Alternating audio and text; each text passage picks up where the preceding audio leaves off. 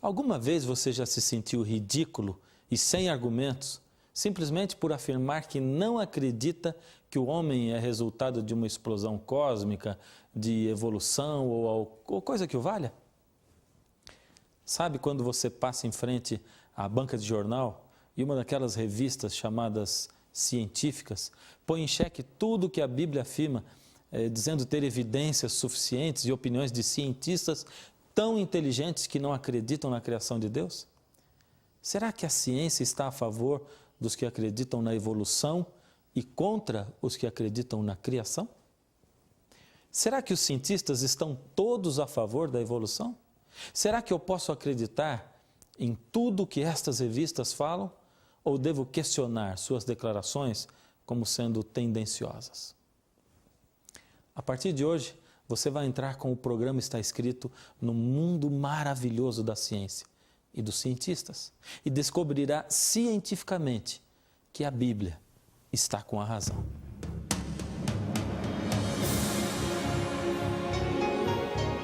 Ele permaneceu através dos tempos. O livro de Deus, a Bíblia. Indispensável em nosso mundo complexo. Está Escrito. Transmitindo esperança ao redor do mundo. Apresentado por Fernando Iglesias. Hoje, histórias de pescador. A Bíblia diz em Isaías, no capítulo 40, o verso 28, será que vocês não sabem? Será que nunca ouviram falar disso? O Senhor é o Deus eterno. Ele criou o mundo inteiro. Ele não se cansa, não fica fatigado. Ninguém pode medir a sua sabedoria.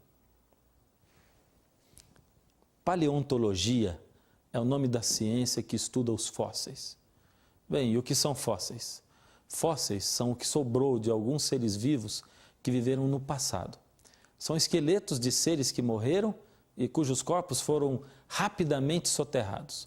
Por ter sido um soterramento assim tão rápido, o esqueleto pode permanecer intacto até hoje. Mais ou menos assim, vamos supor que há uns 5.000 anos atrás, um lagarto estava andando e de repente foi soterrado em uma grande enchente.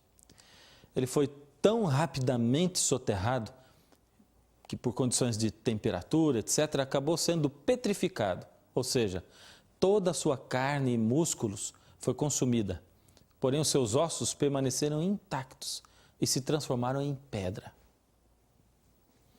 Então nossos cientistas hoje descobrem o lagarto, o estudam e esse esqueleto nos dará informações muito valiosas a respeito da história da vida na Terra. É por isso que os registros fósseis são tão importantes para responder à questão da origem dos seres vivos. A primeira grande declaração de hoje é: embora existam muitos paleontólogos evolucionistas, nunca foi encontrado em nenhum lugar do mundo um fóssil sequer que apoiasse a evolução de maneira substancial. Criacionismo versus evolucionismo. Quem tem razão? Antes de mais nada, o que dizem as duas teorias? Primeiro, o modelo criacionista, ou criacionismo como é chamado. O criacionismo afirma que Deus criou o mundo e cada ser segundo as suas espécies. O Senhor Deus criou tudo através do poder da sua palavra. Criou também os seres humanos e criou cada coisa no universo com uma finalidade específica. O relato é geral, mas traz alguns detalhes muito interessantes que nos servem também de motivo de pesquisa e de evidências de que, embora o Gênesis tenha começado a ser escrito há mais de 4.000 anos atrás, quem inspirou todo o relato conhecia muito de ciência. No relato bíblico, Deus oferece ao ser humano liberdade de escolha e o ser humano escolhe afastar-se da fonte de vida eterna, que é Deus. A partir daí, instala-se então na terra o caos. Segundo o criacionismo, a partir daí, a lei de entropia começa a vigorar e as coisas no mundo começam a piorar cada vez mais. Não existe uma evolução onde tudo vai melhorando com o passar do tempo, onde seres se tornam melhores física e intelectualmente. Existe sim o início de um desgaste gradativo das raças e do planeta. Todo o modelo criacionista está baseado no relato da Bíblia. Você acha que é necessário muita fé para acreditar nisso? Pois então ouça agora o que diz o modelo evolucionista. A teoria evolucionista também afirma que todos os seres vivos descenderam ou vieram de um ancestral comum, ou seja, de uma única espécie de ser, que a partir daí surgiram todas as outras. Os seres vivos unicelulares foram os que foram formados primeiro. Depois, esses seres unicelulares, segundo o evolucionismo, se transformaram em invertebrados marinhos. Então, os invertebrados marinhos se transformaram em peixes. Esses peixes, mais tarde, supostamente vieram para a terra seca e, ao invés de morrerem asfixiados, como todo peixe, se tornaram répteis. Então, alguns répteis subiram em árvores e, ao invés de caírem, aprenderam a voar, transformando-se em pássaros. Logicamente que outros répteis, segundo os evolucionistas, deixaram de pôr ovos, desenvolveram seu sistema lactante e assim transformaram-se em mamíferos. Então, o que você diz? Você não acha que é preciso muita fé para acreditar nisso? Algo que ajudaria muito a provar essa teoria seria se encontrássemos fósseis de espécies intermediárias, unindo uma espécie a outra. Por exemplo, se os pássaros realmente evoluíram a partir de répteis, então nós encontraríamos muitos fósseis de espécies que fossem metade pássaros, metade répteis. Pois isso demonstraria que viveram num certo período. E esses animais intermediários deveriam ter órgãos incompletos também, parcialmente desenvolvidos. O grande problema para o evolucionismo, é claro, é que estes fósseis não existem, nunca foram encontrados. Darwin chamou estas tais espécies hipotéticas, intermediárias, de formas transitórias. Darwin sabia que para comprovar a sua teoria era preciso encontrar no registro fóssil remanescentes de tais formas de transição. No seu livro A Origem das Espécies, Darwin escreveu: se a minha teoria estiver certa, uma enorme quantidade de variedades intermediárias deve ter existido, unindo praticamente todas as espécies do mesmo grupo. Consequentemente, evidências de sua existência só podem ser achadas nos registros fósseis. Darwin sabia que o registro fóssil não continha nenhuma destas formas intermediárias. Por isso, num capítulo do seu livro, ele lançou algumas perguntas perturbadoras. Se espécies descenderam de outras espécies por meio de pequenas gradações, por que não vemos em toda parte inumeráveis formas de transição?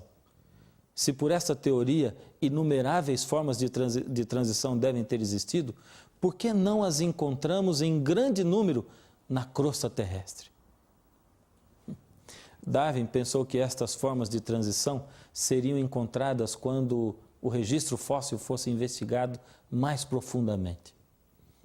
Evolucionistas que seguiram Darwin examinaram camadas geológicas por todo o mundo, por cerca de 140 anos, procurando por estes tais fósseis que estavam faltando. Todo este esforço terminou em grande desapontamento. As formas de transição imaginadas por Darwin permaneceram apenas como fruto da imaginação dele. Embora seja um evolucionista, o paleontologista inglês Derek Ager admite este fato. Olha o que ele diz: ao examinarmos o registro fóssil detalhadamente, seja no nível biológico das ordens ou das espécies, não encontramos evolução gradual, mas o súbito surgimento de um grupo em detrimento de outro. A mais antiga camada da Terra, na qual fósseis de seres vivos foram encontrados, é a camada cambriana, que recebe da geologia convencional uma idade estimada de 530 milhões de anos. Em estratos mais antigos do que a camada cambriana, não foi encontrado nenhum tipo de fóssil, somente umas poucas espécies unicelulares. No período cambriano, porém, diferentes animais aparecem de repente. Mais de 30 espécies invertebradas, tais como águas-vivas, estrelas do mar, trilobitas, caracóis, aparecem de repente. Ou seja, não existe nenhum outro ser intermediário entre seres unicelulares de uma célula só e um trilobita. E o mais interessante é que estes seres vivos têm sistemas corporais muito complexos, como por exemplo, sistema circulatório, órgãos muito complexos. Por exemplo, o olho de um trilobita é formado por centenas de células hexagonais, cada uma delas tendo um sistema duplo de lentes, um projeto maravilhoso. Se este é, segundo os evolucionistas, o olho mais antigo que apareceu na Terra, como então ele aparece assim, tão completo, do nada, de repente?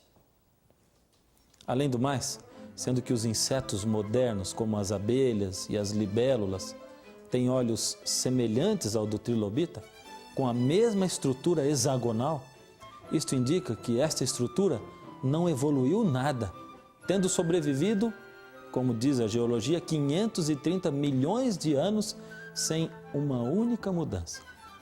Onde se aplicaria então a evolução nesses casos? E tem mais. Se as espécies evoluíram de formas que existiram antes delas, onde estão essas tais formas pré-existentes? Não existe qualquer outra forma de vida complexa antes dos trilobitas e de outros animais do período cambriano. As espécies cambrianas passaram a existir repentinamente, sem ancestrais. Em todas as camadas fósseis, depois do cambriano, as espécies sempre aparecem completamente formadas. Os principais grupos, como peixes, anfíbios, répteis, pássaros e mamíferos, e centenas de milhares de diferentes espécies dentro desses grupos, todas aparecem de repente nas respectivas camadas. Não existe uma só forma de transição entre qualquer grupo, como imaginam os evolucionistas. Esse fato é evidência de que todos os tipos básicos de animais foram criados separadamente pelo Criador. Todos eles completos, sem precisar de nenhuma evolução. Afinal, quem é capaz de criar algo tão complexo como um trilobita é capaz de criar todas as outras espécies também.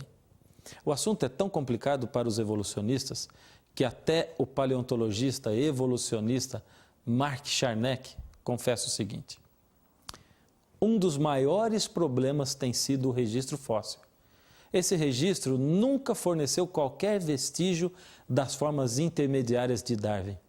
Pelo contrário, as espécies aparecem e desaparecem repentinamente, e esta anomalia tem fortalecido o argumento criacionista de que cada espécie foi criada por Deus. Outra diferença marcante entre evolucionismo e criacionismo é a idade de tudo, ou o tempo que tudo levou para acontecer. Vou explicar melhor. A Bíblia afirma o seguinte: no princípio criou Deus os céus e a terra era sem forma e vazia, e o Espírito de Deus pairava sobre a face das águas. E disse Deus: haja luz. Isso está em Gênesis, capítulo 1. Você pode perceber que antes de o Criador dizer haja luz, houve um período chamado na Bíblia de no princípio. Ou seja, no princípio criou Deus os céus e a terra. Não sabemos quanto tempo se passou desde que Deus criou os céus e a terra, ou todo o universo, incluindo o nosso planeta com as suas características, até que Deus veio para começar a preparar as condições que o planeta precisava para receber o homem. E esse período é quando ele diz, haja luz.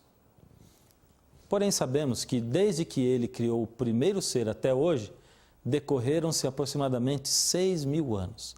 Resumindo, as rochas podem ser muito antigas, mas os seres viventes têm aproximadamente 6.000 anos. O problema é que, sem evidências fósseis para a teoria do evolucionismo, eles começaram a apontar os seus canhões para o tempo e puseram no tempo o peso da solução para tudo. Ou seja, se não há provas para dizer que uma espécie evoluiu tanto a ponto de transformar-se em outra espécie, podemos crer que, se milhões de anos houvessem se passado, com o tempo, então, tudo se transformaria. Porém, o pior de tudo, para os evolucionistas, é que quando comparamos os tais fósseis, não há diferença entre fósseis com supostas centenas de milhões de anos e os seus descendentes modernos. Por exemplo, experimente só comparar o fóssil de um tubarão que supostamente tenha 400 milhões de anos. Compare com a arcada de um tubarão atual e você verá que eles têm exatamente a mesma estrutura. Então vem a pergunta esmagadora à tona.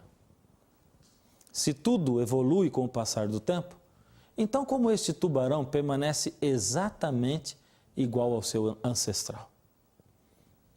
Isto mostra que todos os animais foram criados pelo Criador e não passaram por qualquer evolução depois que foram criados. Agora uma pergunta crucial. O que você diria se aparecesse na televisão e nas revistas científicas na próxima semana uma manchete dizendo: foi encontrado o primeiro fóssil de transição? Estes que são meio réptil, meio pássaro, com órgãos internos meio formados. O que você diria? Pois foi exatamente o que aconteceu há 90 anos atrás. Os evolucionistas encontraram o fóssil de um peixe chamado selacanto e comemoraram durante anos dizendo que esta espécie era conhecida somente no registro fóssil e que tinha características muito parecidas com animais terrestres.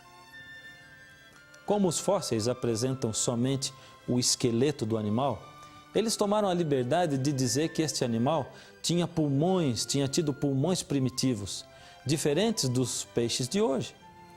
Todas essas afirmações evolucionistas sobre o selacanto foram apresentadas como fatos científicos. O fóssil ficou 30 anos exposto num museu. Foram feitos até desenhos imaginários do animal rastejando para a terra, exatamente como esses desenhos e filmes que você vê de dinossauros hoje. E esses desenhos começaram a aparecer até em livros didáticos. E agora, como criacionistas poderiam se opor a uma evidência que parecia tão real? Parecia que todos podiam rir dos criacionistas e dizerem: estão vendo? Não existe mesmo um Deus criador. Demorou, mas nós finalmente conseguimos encontrar o fóssil do elo perdido. Encontramos o animal meio peixe, meio réptil. Só que, de repente, uma bomba caiu sobre essas teorias evolucionistas. Cientistas estavam mergulhando em águas profundas no Oceano Índico, quando encontraram um peixe de espécie diferente. Capturaram alguns espécimes vivos e, ao estudá-los, descobriram que o peixe que pescaram era, na verdade, um exemplar do selacanto, vivinho e nadando muito bem. E isto aconteceu em 1938. O fóssil era exatamente igual aos peixes selacanto que vivem e nadam hoje no Oceano Índico. Ficou mais feio ainda quando descobriram que ele não tinha pernas nem pulmões primitivos como nos desenhos. E o pior ainda foi quando descobriram que, ao invés de ser um peixe que saiu da água para a terra, o selacanto, ao contrário, é uma espécie de peixe que vive somente em águas profundas do Oceano Índico. Minha pergunta é: por que essas coisas não são divulgadas pela mídia hoje? Quando nós examinamos as estruturas dos diferentes grupos animais, podemos ver que é impossível ter acontecido entre eles uma evolução. Por exemplo, é impossível para um peixe que tem o seu sistema respiratório e excretor, estrutura muscular e metabolismo totalmente projetados para viver na água, ter estes sistemas gradativamente transformados para viver fora da água. Nos próximos programas, ainda vamos analisar o caso dos esqueletos de macacos, de símios, que os evolucionistas dizem serem de seres humanos ancestrais nossos. Veremos também outro programa sobre o dilúvio. Você já se perguntou alguma vez se todas as espécies que vivem hoje no mundo caberiam na Arca de Noé? Será que há registros na Terra que são evidências de que houve mesmo um dilúvio global? Os céus proclamam a glória de Deus e o firmamento anuncia as obras de suas mãos. Um dia discursa outro dia e uma noite revela conhecimento a outra noite. Não há linguagem, nem há palavras, e deles não se ouve nenhum som. Além da Bíblia, a natureza também é um livro maravilhoso, através do qual Deus se revela. Podemos ler na natureza por toda parte que Deus é o Criador, que Deus é amor. Eu fico aqui pensando, vamos supor que nós não tivéssemos tantas evidências da criação de Deus e de que a Bíblia está com a razão. Suponhamos que as evidências da criação não fossem assim tão claras. Então, se eu tivesse que escolher entre criacionismo e evolucionismo, sem muitas evidências, o que faria? Suponhamos que você escolheu o criacionismo e aceitou a Deus e a Jesus como seu Salvador. E aceitou a promessa da volta de Jesus e da restauração da terra por Ele e da vida eterna. Suponhamos então que eu aceitei o evolucionismo e que viemos de uma explosão cósmica, que viemos do nada e que para o nada iremos. Então suponhamos que chega o fim do mundo e eu estava certo.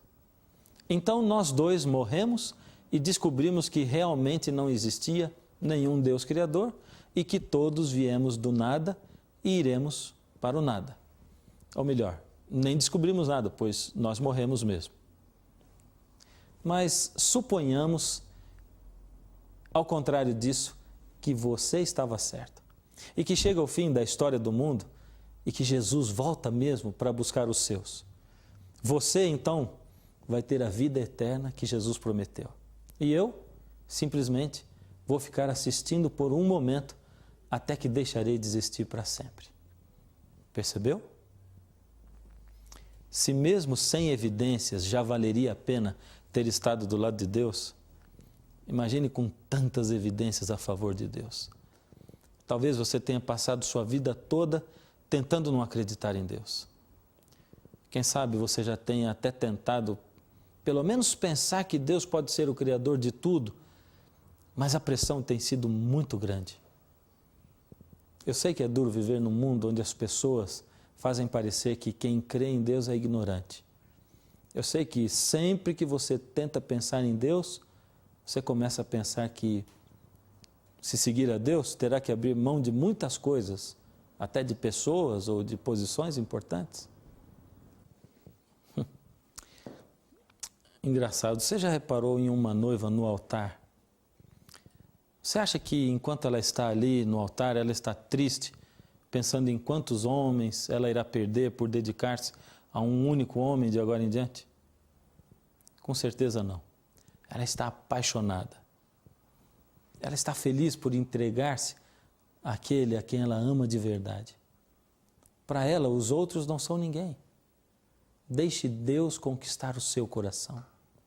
Dê apenas uma chance para Ele e você verá que você não vai estar perdendo nada, ninguém. Ao contrário, ganhando a vida eterna. As ondas do mar quebrando em uma praia, o veludo azul do céu bordado de estrelas, cores diluídas em uma floresta, cachoeira soando como grande orquestra.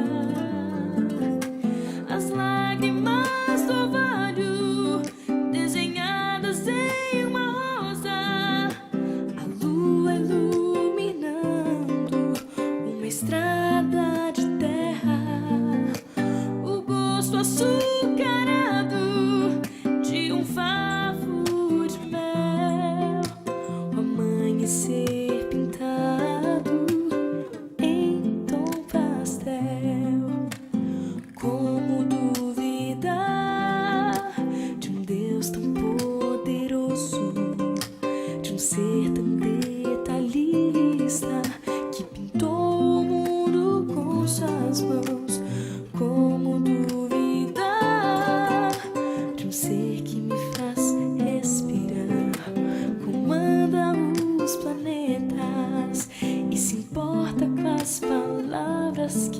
falar, como duvidar?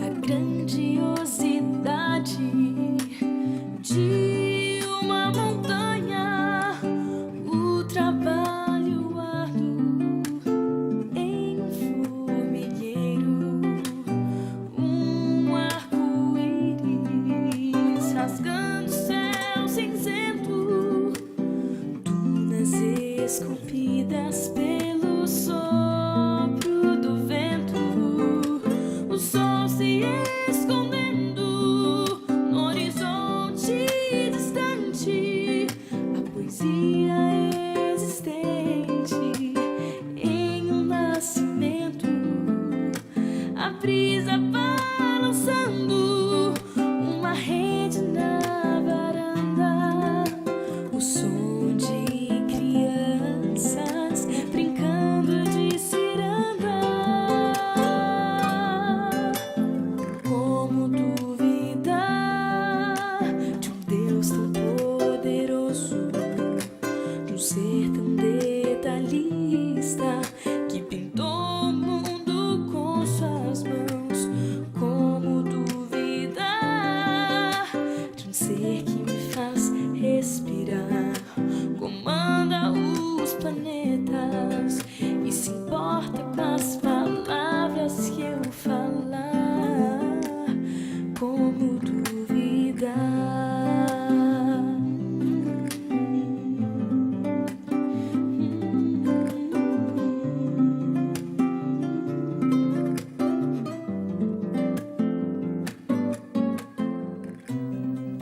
Nesse momento especial, eu gostaria de convidar você para nós orarmos juntos. Se falta fé para você, vamos pedir para Deus. Abaixe sua cabeça. Senhor Deus, muito obrigado, Senhor, porque o Senhor deixa registrado na natureza o poder da sua criação. Agora, Senhor, nesse momento, quero pedir ao Senhor por todas as pessoas que assistem a esse programa, que o Seu Espírito possa falar com cada uma delas. E se a dúvida está nessas mentes, Senhor, que o Seu Espírito possa movê-las, mover essas dúvidas. Que o Seu Espírito possa clarear essas mentes e que a fé possa aparecer no lugar da dúvida. Em nome de Jesus. Amém. Infelizmente, chegamos ao fim desse primeiro programa, está escrito série criacionista. Mas nós estaremos aqui no próximo Está Escrito, esperando por você. E não se esqueça, nem só de pão viverá o homem, mas de toda palavra que sai da boca de Deus. Como duvidar de um Deus tão poderoso, de um ser tão detalhista que pintou o mundo com suas mãos? Como duvidar de um ser que me faz respirar, comanda os planetas